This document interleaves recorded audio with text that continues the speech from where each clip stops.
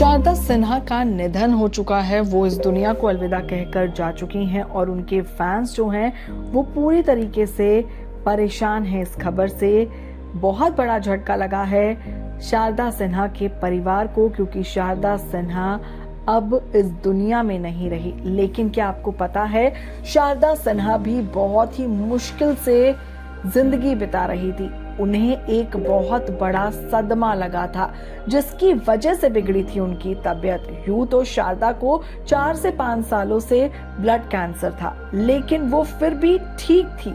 लेकिन जब अब से 44 दिन पहले उनके पति का निधन हुआ तो वो पूरी तरीके से टूटकर बिखर गई। बिल्कुल सही सुना आपने, पति की मौत का लगा था शारदा को बहुत बड़ा सदमा और इस सदमे से वो उबर नहीं पाई। बता दें आपको कि शारदा के बेटे अंशुमन ने भी इस बात का खुलासा किया था कि जब पापा का निधन हुआ तो माँ के अंदर जीने की ललक ही खत्म हो गई थी। उनकी तबीयत दिनों दिन बिगड़ रही थी, वो पूरी तरीके से बीमार रहने लगी और अचानक से उनकी तबीयत इतनी बिगड़ी कि उन्हें एम्स अस्पताल में भर्ती कराया गया, जहां पर उन्हें वेंटिलेटर सपोर्ट पर भी रखा गया, लेकिन डॉक्टर्स उन्हें नहीं बचा पाए।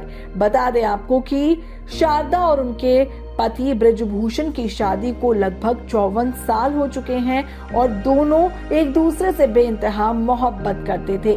यहाँ तक कि जब ब्रिजभूषण सिन्हा का निधन हुआ था उसके बाद सोशल मीडिया पर भी शारदा अक्सर पति के साथ उनकी यादों की जुड़ी हुई तस्वीरों को पोस्ट करती थी, काफी ज्यादा इमोशनल पोस्ट किया करती थी। और एक पोस्ट में तो उन्होंने लिखा था, miss you so much Sinha साहब, मेरी सारी बलाइयां लेकर आप ही क्यों चले गए। यानी कि इस पोस्ट से भी शारदा की ये साफ है कि वो अपने पति के बिना खुद को कितना अधूरा मानती थी और खुद को वो कितना ज्यादा अकेला महसूस कर रही थी। जब से उनके पति का निधन हुआ था वो अपने आप को पूरी तरीके से तन्हा मान रही थी और वो बहुत ज्यादा बीमार रहने लगी थी।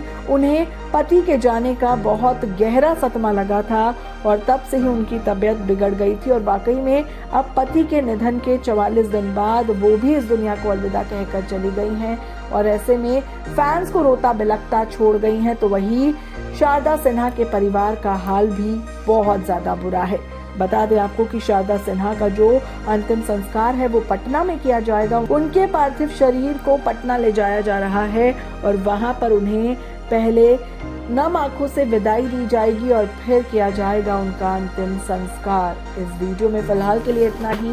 देखते रहिए ताजा तरीन अपडेट्स के लिए आप हमारा चैनल फिल्मी बीट।